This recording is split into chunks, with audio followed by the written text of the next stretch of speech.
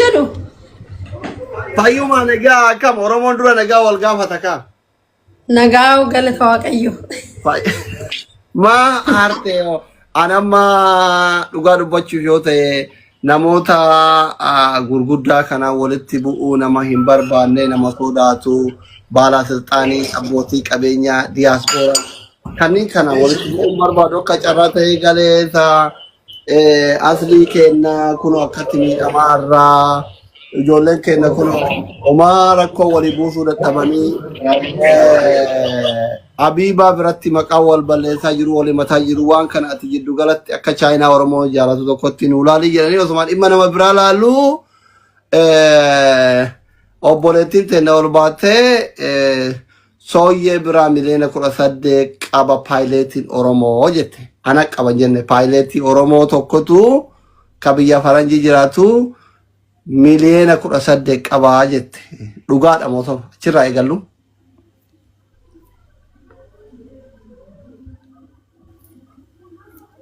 Asumanu mana nyata Oromoti follow godha hundi keessa. Okay, ifama mute godheen ture. As biin akkas miti duraan dursee gaaffii konaa deebisi ati idda si booddee waa barbaade si deebisuu danda'a. Tokkoffaa kaleessa ani yeroo duraa fi miidiyaa kanarratti maqaan keenya kan ka'e amma maqaan keenya ka'ee hin beeku. Namni nu himate illee hin jiru, namni nu himatu illee hin jiru. Gaafa namni akkastiin gadi ba'ee nama birrii hamma kana birrii irriba nama dhorku kana jedhee gaafa odeessu kana isin iyyuu manuma keessan kana bantanii akkastiin haasofsiisuun kun sirriidha. Iddoo namni itti gaafatamu sun hin jiraatin itti iddoo ani hin jiraatin itti naa bilbiluun qabdan turtanii keessaan naan barreessitan turtanii dubbii kana qabdanii narra jira yoo ta'e situ waasii naa ta'a rakkoon tokko hin jiru akkamittiin akkasii callisamee hoy hoyitiin haasa'amee dhumarratti immoo dubbiin iyyuu dhattee gandatti immoo galtee mucaan inni sun ilma isaanii ta'ee ani immoo kan ormaa ta'ee jedhan isoo intala Oromooti. Maal dubbiin kun isin miidiyaa guddaa qabdu of harkaati.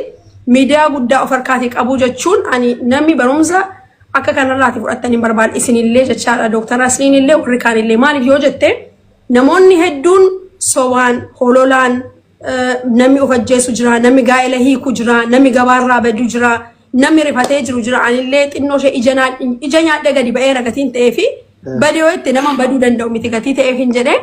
Ishee kanarraatitu eegallee bareedaa tokko kana. Lammaffaa immoo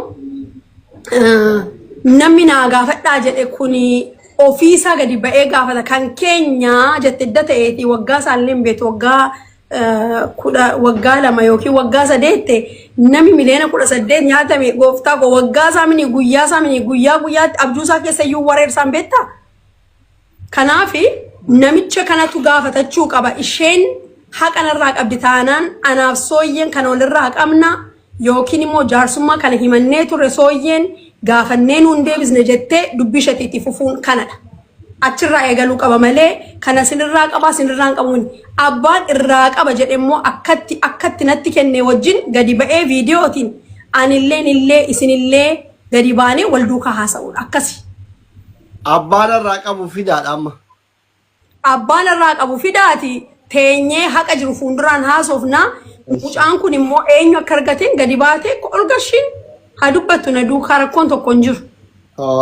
Tole obboleetti ya dhugaa jette amma ani si dawwalee si gaafachuu dhabuu kiyyatti ifa mana okkolchii takka inni lammataa akkuma qoosatti jaarsaaf jaartiin ol seenanii gizee waan kana kaasan maqaa lamaa meeshiin hin godhina akka namni sun waan kana sirreessuu fi wanni nyaatame yoo jiraate dubbadhaa jennaan keessumaa wal afaan wal qaqqabanii guruppii man nama jaarsaaf jaartii hin beektaa namni lama birallee dabalamee homaa rakkoon qabu ragaa qabnaa risiitii jira waa hunda jira waan itti saalfannu hin qabnu dubbii dhugaatii nummaanuu dubbannee haasofnu jennaan akkasitti maqaa kee meeshiin godhanii isa amma gandatti wal galchan jettuu fi amma inni illee mucalleen Baalee atillee Wallaggaa ani mootu Chaayinaadha ani sin hundaafuu qixa atillee obboleettii kiyya inni illee obboleessa kiyya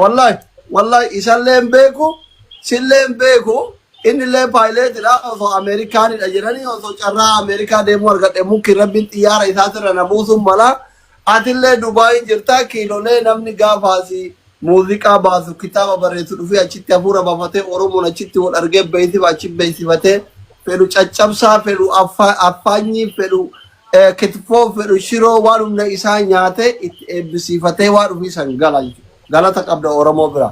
I'm so sorry si dawwaluu dhabuu kiyyaaf dhiifama. Garuu yeroo san maqaa meeshiin godhina jechaa ture waa tokko asii dhibbatti mucaan atileetii paayileetidha nama si'uu baay'ee dinqisiifatu eebaluu jennaan dhugaadha mucaa hin beekan. Yeroo jalqabaatiif miidiyaa kanatti nama afaan Oromoo dubbatu mucaa sana arge jedhee waggaa 5 dura wal baranneeni. Nama guddaadha hayyee dubbiin soban taatu jedhee itti dhiisee ammallee ijoolleen jaartillee warruma gurguddaa waan saalfatanii dubbanne ka jedhu malee osoo amma namni hin beekne tokko yuuzariin yookiin namni ani hin beekne tokko dhufee sooyyeen na nyaata jedhe kabalee ofirraa gabbuusa. Wallaahi kaba dhugaa. Jarri kunillee jara kijibuu uummata biratti kijibuu uf kijibsiisee uf xiqqeessuu barbaadu miti. Ka himatamellee guddaa ka himataa jirullee gurguddaa lamaantu harka chaayinaa gurraachaa bu'ee jedheetuma dhiise amma maqaa si balleessanu ati dhugaa qabaattu jari dhugaa qabaatu warruma himata sirratti banne yoo ol fidee waliin si ga'e hoo akkam jette kallattii kabajaan bareeda bifa disrespect waliin goonen jidduu keessanitti ummanni hin murteessaa anillee aga danda'e jidduutti baalaansi godhee dubbii keessa yoo isin ilaale osoo yeeti. Bareeda garuu maani beektaa nam ilaa ati dhaqxee gaafa himattu simaabalootiin obboleessi kee yoo himate situ dhaqee himatamaaf miti obboleessa kee sanatu hamma umuriinsaa akka ati jettetti paayileetiidha waggaa 18 ol miniire isa mataa isaatu viidiyooti wal duukaa gadi baanee haasofnaa. Viidiyoo nu dubbise guyyaa kanaafi innillee viidiyootiin gadi ba'ee anaaf isatti wal duukaa haasa'a malee ashitti miti kan na duukaa haasa'u. Akkas taanaan anillee nama narraa haasa'u hedduun qabaa jechaadha malee simaabalootiin miti. Ani akkamitti amantaa ani mucaan paayileetidha qilleensarra deemaa lafarra deemu. No qilleensarra mini ela asli waa tokko sitti hima ani obboleettiin kelle paayileetiin caala. Koomenti jalatti nama arrabsina nama guddaadha qalbiiwwan nama arrabsaniif kaan hin beektan. Dhaggeeffadhu asli.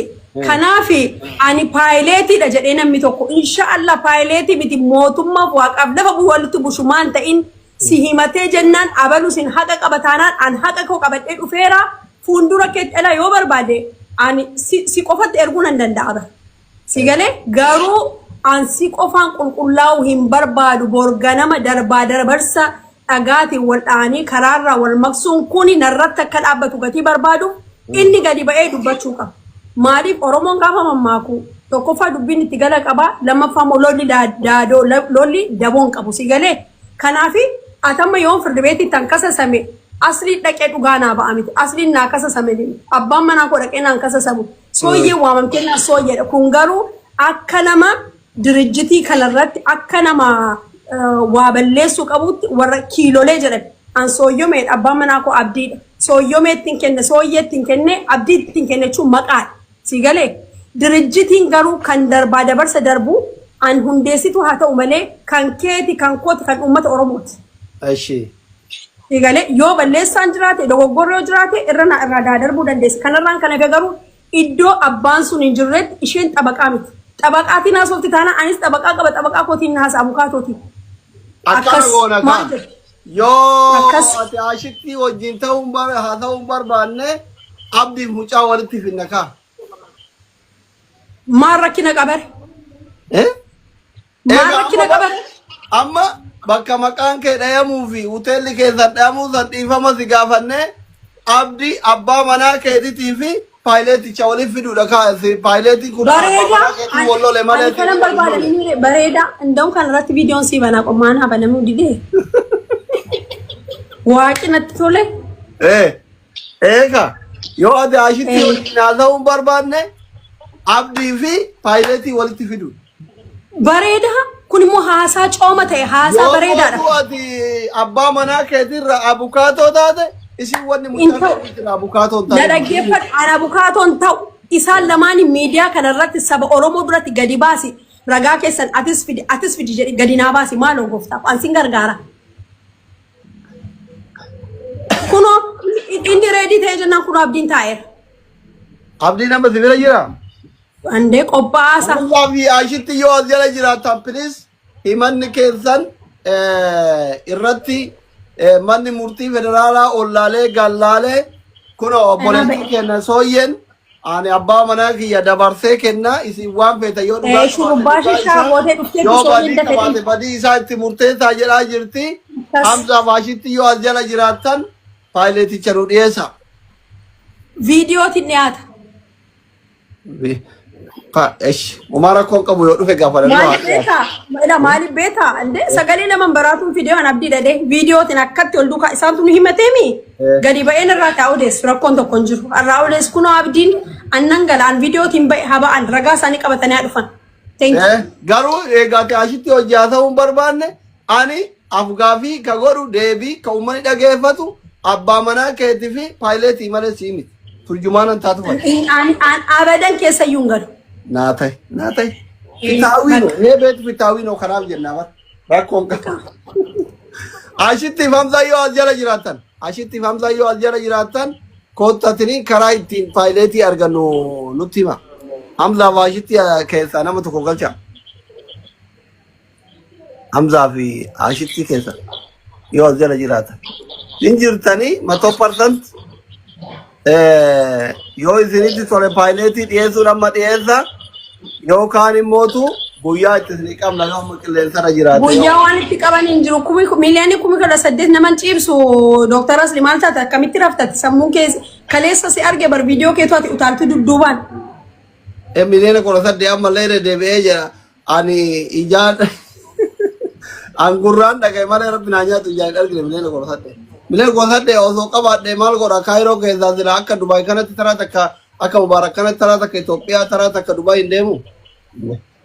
Garuu maani beektaa waan tokko waa dhugaa sitti himu namni waan tokko san ilaalan akkamittiin dirijjitiin Oromoo akkamitti ilaa amma ati yoo mana qabaatte siif maatiin kee garaagaraa gara sii galee namni akkamittiin dhaqanii namarraati dirijjitii namaa gadi inni qabu maa jechuudha kun sirriidhaa jettee ilaaltaati meema angaafiis mataas akkamittiin dhuguma dhugaa dubbachuuf yoo ta'e sooyyee teennaati yeroo baay'ee gargaarsa uummata keenyaan godhatti 200,000 hirmaataa ture.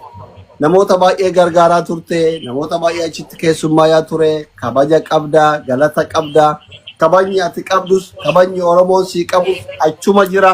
Birriin kunillee birri akka ijoollee kaawwanii karaa hannaatiin isin bira seenee miti.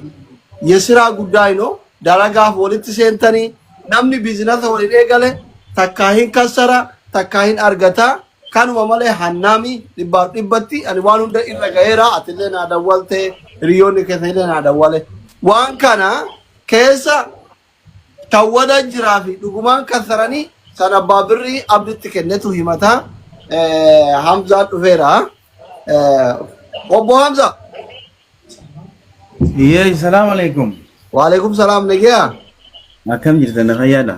Nagaa obboleettiin teenya sooyyeen akka jettee himata narratti banamee ani abukaatorraa dhagayuu hin barbaadu anallee miti kanarratti banamee abbaa manaa kiyyaa abbicha abbaa manaa kiyyaa sanii fi abbaa mallaqa irraa qaba jedhe san walitti naa fidii. Abbaan manaa kiyyaaf innillee anaa tokkomaa intala Oromooti lamaanuu obboleewwan kiyyaa anaadha ilmaanitti waan kana keessatti akka anaa fi bakkeen dalagaa kiyyallee manni kun mana kiyya malee ka Oromoo hundaati nama Oromoo rakkataa Oromooti hunda hafuura itti baafata maqaan waan kana keessatti akka hin barbaadu an abbaa manaa kiyyaa dabartee mana murtii federaalaatti kenneera abdii fi Soddaa Hamzaa walitti fidii jette soddaan keessa dhufuu danda'a.